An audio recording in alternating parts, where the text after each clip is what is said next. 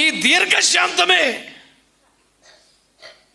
ఆయనకు ఘనతనిస్తుంది. ఓర్పు, సహనం, దీర్ఘశాంతం. ఇప్పుడు మీరు ఒక మాట చెప్పాలి నాకు, అది మనకు మాదిరా కాదా? చెప్పాలి గట్టిగా. మరి మీరు ఎందుకు మీ ఇంట్లో అది పాటించట్లేదు? మాట అంటే అన్ని జవాబు చెప్పేటివేనా?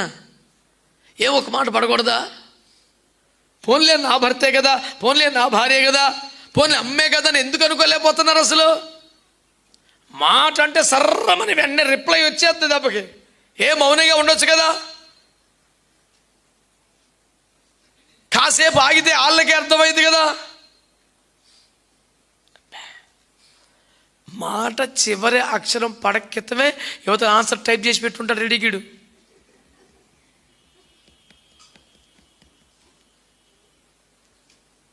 ఇవాళ వచ్చింది ఏఐ, కానీ ఒక్కొక్కళ్ళు ఎప్పటి నుంచో ఉంది AI. Expected question and expected prepared answer రెడీగా ఉంటుంది సిస్టంలో. వీటి దగ్గర ఇట్లా అనేపాటి అది కాదులే అని ఆన్సర్ చెప్తానే ఉంటాడు వీడు.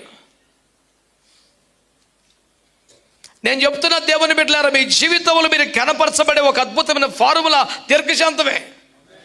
మీరు కాస్త ఓర్చుకుంటే, కాస్త సహిస్తే, తిమోతికి పౌలు గారు రాస్తే ఉన్నాడు, మనం సహించిన వారం అయితే ఆయనతో కూడా ఏలుదుము అంటాడు. ఎంత గొప్ప మాట అది. ఆ మహారాజ్య పరిపాలనలో, 1000 ఏళ్ల నీతి పరిపాలనలో, మహిమ దేహాలతో భూమి మీద మట్టి దేహములను పరిపాలించే మహాసౌభాగ్యములో సింహాసనం ఎవడదరా? అధికారం ఎవడదరా? జనులను ఏలు ఈనుపొద్దండం మీ చేతిలో పెడతారు. ఇలాంటి పెద్ద పెద్ద అవకాశాలు ఎవరే?